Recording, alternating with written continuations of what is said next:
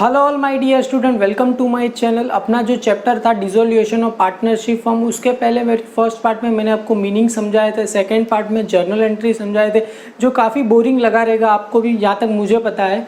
और third part में हम करेंगे अपना जो मिस एक्सरसाइज है उसका 6D, और हम अभी उसमें F करेंगे। D क्या है? Calculate the following. आपको नीचे अगर क्वेश्चन दिखता रहेगा, देखो क्या बोल रहे हैं।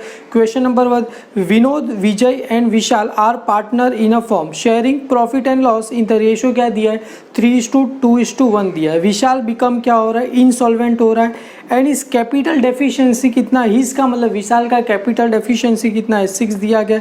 तुम बोलोगे कैपिटल डेफिशिएंसी क्या होता है, मैं मीनिंग पार्ट में एंड में मैंने बताया था। कैपिटल डेफिशिएंसी का मतलब क्या होता है, अगर इनसॉल्वेंट हो गया तो उसके पैसे ही नहीं, उसने सब कुछ बेच दिया तो भी वो पैसे पे नहीं कर पा रहा है, तो जितना पैसा वो नहीं पे कर पाएगा उसे बोलेंगे हम कैपिटल डेफिशिएंसी बोलेंगे। और distribute the capital deficiency among the solvent partner. और जैसे पता है आपको, आप ओसी में भी सीखा रहेगा, अगर 2 या 2 से ज़्यादा लोग बिजनेस कर रहे हैं, अगर एक पार्टनर इनसॉल्वेंट हो गया मतलब उसके पास पैसे ही नहीं है, तो उसका लॉस कौन पे करेगा, बाकी जो बचे हुए पार्टनर है उसका लॉस क्या पे करेंगे। यहाँ पर हमें दिया है ratio of Vinod, Vijay and Vishal का कितना दिया है, 3:2:1, मतलब 3 अपॉन कितना हो जाएगा, 6 हो जाएगा, 2/6 हो जाएगा और 1/6 हो जाएगा। और विशाल कैपिटल डेफिशिएंसी कितना दिया है, 6000 दिया है। और distribute the capital deficiency among the solvent partner, मतलब जो उसका जो सॉल्वेंट पार्टनर को क्या करना है, डिस्ट्रीब्यूट करना है। तो देखो अभी 6000 को किस में, सॉल्वेंट पार्टनर को नहीं, यहाँ पर विनोद और विजय है, क्लियर। उन दोनों में क्या करना है, डिस्ट्रीब्यूट करना है, तो उनके रेशो में करेंगे। तो देखो 3:2:1 है, तो अपना जो विशाल चला गया तो रेशो क्या बना, 3:2 बना। तो यहाँ पर मैं लिखूँ रेशो ऑफ विनोद एंड विजय कितना मिला हमें, 3:2 मिला। मतलब और लिखोगे आप 3/5 और एंड 2/5 हमें मिला, क्लियर है। 2/5 हमें रेशो मिला। उसका क्या करना है, कैपिटल डेफिशिएंसी क्या करना है, हमें डिस्ट्रीब्यूट करना है। तो यहाँ पर मैं लिखूँ विशाल का कैपिटल डेफिशिएंसी, तो मैं यहाँ पर लिखूँ सॉल्वेंट पार्टनर में क्या करना है, डिस्ट्रीब्यूट द। पहले यहाँ पर मैं लिखूँ विनोद में आ जाएगा, विनोद में कितना आएगा, 3:5 मल्टीप्लाई बाय कितना है, 6000। तो कितना आएगा, देखो 5 6 कितना होता है, 5 1 5 होता है, कितना बचेगा, एक बचेगा, 5 2 तो ये कितना आएगा 1200 मल्टीप्लाई बाय 3 करोगे तो 3600 आएगा। और दूसरा क्या है अपने लिए, विजय का रेशो कितना है, 2/5, तो मल्टीप्लाई बाय कितना रहेगा, 6000, क्लियर है। तो ये जो करेंगे तो 1200 ही रहेगा, मल्टीप्लाई बाय करेंगे तो 2400 आएगा। मतलब आपको समझ में आ गया रहेगा, अगर जो इंसान पैसा नहीं दे पे पा रहा है तो उसका जो पैसा कौन पे करेगा, जो बचे हुए रिमेनिंग पार्टनर उसके जो प्रॉफिट शेयरिंग रेशियो के हिसाब से देंगे। क्या बोल रहे क्रेडिटर का अमाउंट दिया है 30,000, बिल्स पेबल का दिया है 20,000, बैंक लोन का दिया है 10,000, अवेलेबल बैंक बैलेंस कितना दिया है 40,000। What will be the amount that creditor will get in case of all partner क्या हो रहा है, इनसॉल्वेंट। मतलब सारे पार्टनर क्या हो गए, इनसॉल्वेंट। चलो यहाँ पर 2 पार्टनर तो सॉल्वेंट थे, मतलब वो भी तो पैसा पे करेगा, पर जब ये सारे पार्टनर अगर इनसॉल्वेंट हो गए तो इसको पैसा कैसे मिलेगा, जो इतना पैसा बचा उसके रेशियो वाइज मिलेगा। तो अगर देखोगे तो creditor plus bills payable plus bank loan, अगर सारे का अगर टोटल करेंगे तो ये कितना होता है 30 प्लस 50 प्लस हमें टोटल कितने पैसे पे करने हैं, 60,000 क्या करने पे करना है हमें। और अपने पास ये बैंक बैलेंस कितना बचा है 40, तो 20,000 हम नहीं दे पाएंगे, तो उसको क्या बोलेंगे, कैपिटल डेफिशिएंसी हम बोलेंगे। तो यहाँ पर वो फाइंड नहीं करना है, हमें फाइंड क्या करना है, क्रेडिटर को कितना पैसा मिलेगा। देखो एग्जाम्पल, ये बैंक अवेलेबल कैश बैलेंस कितना है 40, और बैंक के पास से कितने का लोन लिया है 10,000 का। अभी तुम बोलो बैंक कभी अपना पैसा जाने देगा नहीं, बैंक को कंपलसरी पे करना ही होगा। आप कभी भी बैंक के पास लोन लेने जाओ तो बैंक ऐसे ही दे देगा, नहीं कुछ गिरवी रखना पड़ता है। एग्जाम्पल, आपको कोई बोलेगा एक काम कर, आप सोना गिरवी रखो या तो कुछ आपका घर का फाइल गिरवी रखो, तो बैंक को पहले पैसा पे करना पड़ेगा, जो बचा हुआ पैसा रहेगा इन दोनों के जो रेशो में क्या होगा, डिस्ट्रीब्यूट होगा। तो यहाँ पर मैं लिखूँ फर्स्ट पे टू, किसको पे करेंगे, बैंक लोन, क्लियर है। फर्स्ट पे टू बैंक लोन, मतलब बैंक लोन को कितना पैसा पे करेंगे, ₹10,000 पे करना है, क्लियर है। तो अवेलेबल, तो मैं यहाँ पर लिखूँ अवेलेबल कैश बैलेंस नाउ, यहाँ पर अभी का कैश बैलेंस कैसे पता चलेगा? ये जो 60,000 40,000 है माइनस कितना करना है 10 बैंक लोन का, तो माइनस क्या लिखेंगे हम बैंक लोन का। तो 40 में से कितना गया 10 गया तो बचा कितना 40 में से 10 गया तो बचा कितना 30,000 बचेगा। तो ये 30,000 क्या है अवेलेबल अपना बैंक बैलेंस है। अभी 30,000 हमें किसको देना है क्रेडिटर को देना है और बिल्स पेबल को देना है। कौन से रेशो में देखे उसका जो रेशो वाइज देंगे तो distribute ₹30,000 in creditor and bills payable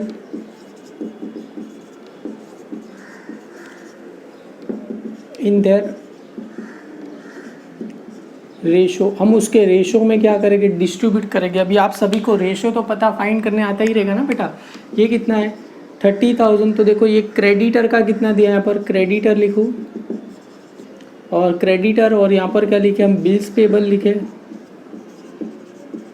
creditor का कितना दिया है 30,000 और बिल्स पेबल का कितना दिया है 20,000। तो उसका रेशो क्या मिलेगा कट हो गया 3:2 मिला। उसको क्या करना है देना है कौन से रेशो में देना है, तो हमें फाइंड क्या करना है क्रेडिटर को कितना पैसा मिलेगा। तो एक काम करता हूँ मैं यहाँ पर लिखता हूँ क्रेडिटर। अब यहाँ पर देखो क्रेडिटर विल गेट अमाउंट कितना पैसा मिलेगा उसका जो 30 अपना जो बचा 30,000 मल्टीप्लाई बाय क्या रहेगा उसका ratio available balance multiply by उसका रेशो मतलब 30,000 और उसका रेशो क्या दिया है यहाँ पर 3:2 मतलब कितना रहेगा 3/5। तो कितना हो जाएगा 5 6 कितना होता है 36 3 कितना होता है 18। तो क्रेडिटर को कितना पैसा मिलेगा 18,000 पैसा मिलेगा। समझ में आया? क्योंकि फर्स्ट बैंक को कंपलसरी पे करना पड़ेगा। जो बचा हुआ कितना बचा अपने पास 30 बचा उसको कौन से रेशो में जाएगा उसका जो रेशो रहेगा लाइबिलिटी का रेशो अपना क्रेडिटर उसका 3:2 आया। तो क्रेडिटर वेल गिट अमाउंट कितना मिलेगा 30 उसका। अगर तो बचा हुआ पैसा किसको जाएगा 12,000 बिल्स पेबल को जाएगा। एकदम सिंपल ही सम था। आप चाहो तो इन दोनों सम का स्क्रीनशॉट ले सकते हो। आगे हम बढ़ते हैं। क्वेश्चन नंबर 3 क्या बोल रहे हैं इनसॉल्वेंट पार्टनर कैपिटल अकाउंट का डेबिट साइड का टोटल दिया है 10,000 उसका क्रेडिट साइड का टोटल दिया है 6,000। कैलकुलेट दे क्या फाइंड करना है हमें डेफिशिएंसी फाइंड करना है। अगर देखो उसका डेबिट साइड का टोटल कितना दिया है 10,000 क्रेडिट साइड का टोटल कितना दिया है 6,000। डेबिट क्या होता है अपने लिए एक्सपेंस होता है और क्रेडिट क्या होता है अपने लिए इनकम। क्लियर है? तो मैंने बताया था अगर इंसॉल्वेंट कभी माना जाएगा जब उसका एक्सपेंस साइड ज़्यादा हो इनकम साइड कम। तो चलो हाँ इंसॉल्वेंट तो उसको कितना लॉस हुआ देखो इनकम जो एक्सपेंस है माइनस इनकम करोगे तो उसका क्या रहेगा कैपिटल डेफिशिएंसी रहेगा। तो मैं यहाँ पर लिखूँ capital deficiency is equal to क्या रहेगा मतलब जो कैपिटल अकाउंट का कौन सा डेबिट साइड का टोटल कैपिटल अकाउंट का डेबिट साइड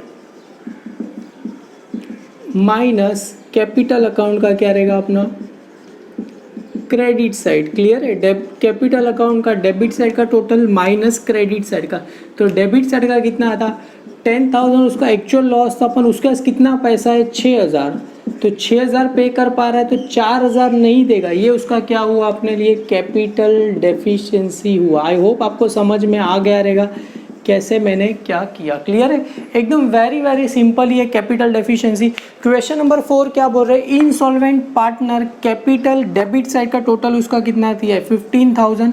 क्लियर है? मतलब इंसॉल्वेंट पार्टनर का कैपिटल अकाउंट का डेबिट साइड का टोटल दिया है 15,000 एंड इंसॉल्वेंट पार्टनर ब्रॉड कितना पैसा लेके आ रहा है 4,000 मतलब उसका लॉस कितना है 15,000 और 6,000 रुपया लेके आ रहा है। क्लियर है? Calculate the amount of insolvency loss to distribute among the solvent partner.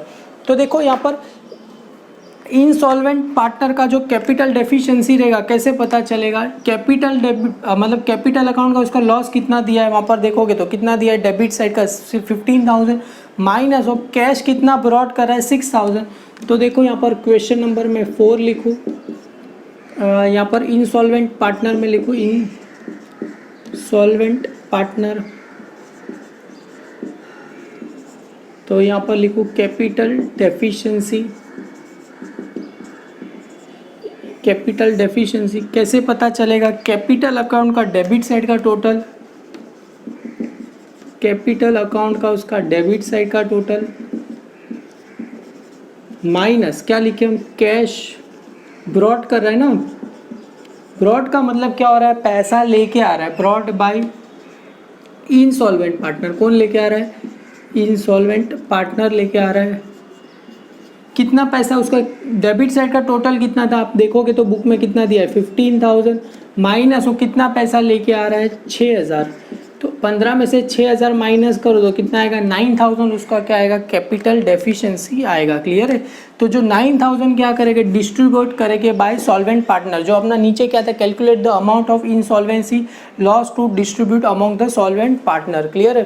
तो 6, तो यहाँ पर आपको लिखना पड़ेगा 9,000 is distributing bye solvent partner. Clear है। सॉल्वेंट पार्टनर क्या करेंगे, उसका जो 9,000 क्या करेंगे, डिस्ट्रीब्यूट करेंगे। क्वेश्चन नंबर 5 क्या बोलते हैं, realisation profit of the firm कितना दिया है 6,000, प्रॉफिट हमें 6,000 दिया, और पार्टनर का sharing profit and loss in the ratio क्या दिया है 3:2:1, मतलब 3/6, 2/6, 1/6। Calculate the amount of realisation profit to be credited to the partners capital account. मतलब हमें क्या करना है, जो प्रॉफिट रहेगा पार्टनर्स कैपिटल अकाउंट में जाएगा, पर कौन से रेशो में जाएगा 3:2:1, मतलब 3/6, 2/6, 1/6। क्लियर है। तो यहाँ पर लिखेंगे रियलाइजेशन प्रॉफिट, तो मैं यहाँ पर लिखूँ रियलाइजेशन प्रॉफिट ट्रांसफर टू, तो यहाँ पर लिखोगे रियलाइजेशन प्रॉफिट मेरे को क्या करना पड़ेगा, ट्रांसफ़र करना पड़ेगा in partners capital, in the ratio क्या रहेगा, इन द रेशो ऑफ क्या रहेगा 3:2:1 में क्या करेंगे, देंगे। तो जिसका अगर रेशो 3 है तो देखो 6,000 को क्या करना है, तो अगर देखो जिसका रेशो अगर 3 रहेगा 3/6 मल्टीप्लाई बाय करेंगे तो कितना है 6,000, तो आंसर कितना आएगा 3,000 आएगा।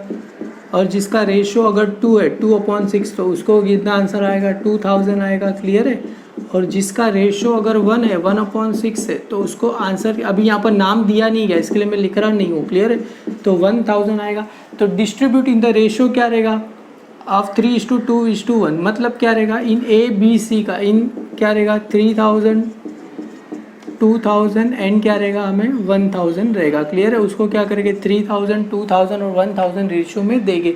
वेरी सिंपल था, थर्ड, फोर्थ और फिफ्थ। चलो आगे हम एफ करते हैं। अपना जो एक्सरसाइज 6 है उसके अंदर एफ क्या बोल रहा है, कंप्लीट द टेबल। एकदम सिंपल है। क्या बोल रहा है, डेबिट साइड का टोटल ऑफ रियलाइजेशन 12,000 दिया है, क्रेडिट साइड का दिया नहीं गया, और लॉस कितना हुआ हमें 14,000। अगर प्रॉफिट होता बेटा तो क्रेडिट साइड ज़्यादा होता, अगर डेबिट साइड ज़्यादा है तो हमें क्या हुआ, लॉस हुआ। कितना हुआ वो हमें क्या करना है, फाइंड करना है।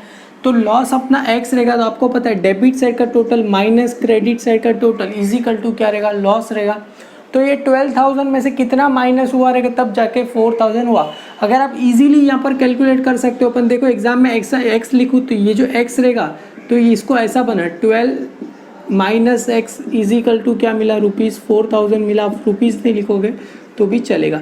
तो ये जो 4 था एक्स इस तरफ आ जाएगा, तो ये जो रहेगा एक्स इजिकल टू 12,000 माइनस क्या लिखेंगे हम 4,000, तो अपना आंसर कितना आ जाएगा 8,000 अपना आंसर आएगा। क्लियर है। तो अपना जो आंसर कितना है यहाँ पर 8,000 मुझे आया। क्लियर है।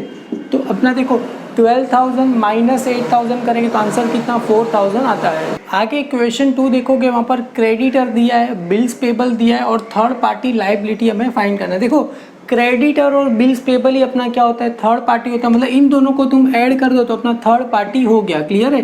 तो थर्ड पार्टी कितना बड़ा 16 + 12 करेंगे तो अपना आंसर आ जाएगा 28,000 अपना आंसर आएगा। थर्ड पार्टी लाइबिलिटी में क्या रहता है, क्रेडिटर रहता है, बिल्स पेबल रहता है, बैंक ओवरड्राफ्ट रहता है, सारा का सारा क्या होता है अपना थर्ड पार्टी लाइबिलिटी होता है। आगे थर्ड वन क्या बोल रहा है, अपना जो क्रेडिट साइड का टोटल ऑफ रियलाइजेशन दिया है 21,000, डेबिट साइड का टोटल ऑफ रियलाइजेशन दिया है 16,000।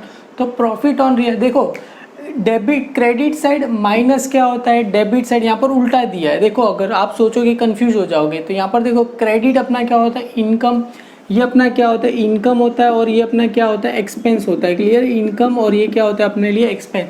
इनकम माइनस एक्सपेंस करेंगे तो हमें क्या होता है प्रॉफिट। और यहाँ पर देखो प्रॉफिट ऑन रियलाइजेशन ही दिया है। 21 में से अगर 16 माइनस करोगे तो आपको आंसर कितना आएगा 5,000 आएगा। तो 5,000 मेरा क्या हुआ प्रॉफिट हुआ। तो रियलाइजेशन प्रॉफिट मुझे कितना हुआ 5000 हुआ। अभी यहाँ पर ट्विस्ट है, क्या बोल रहे हैं, डेबिट साइड का टोटल इनकम मतलब debit side of total of capital account 51,000, credit side का टोटल हमें कैपिटल अकाउंट का नहीं दिया है। तो कैश ब्रॉड बाय पार्टनर कितना पैसा ला रहा है, 17,000 ला रहा है, मतलब इसमें से ये माइनस करो तो उतना पैसा वो लेके आ रहा है। तो देखो ये 51,000 में से अगर मैं 17 माइनस करूँ, 51,000 माइनस अगर 17,000 करूँ तो ये 0 0 0, ये कितना आ जाएगा 11 आ जाएगा, 4 कितना आ जाएगा 7 माइनस 4 11, 4 आ जाएगा और 3 उसको कितना, ये कितना रहेगा 34,000 रहेगा।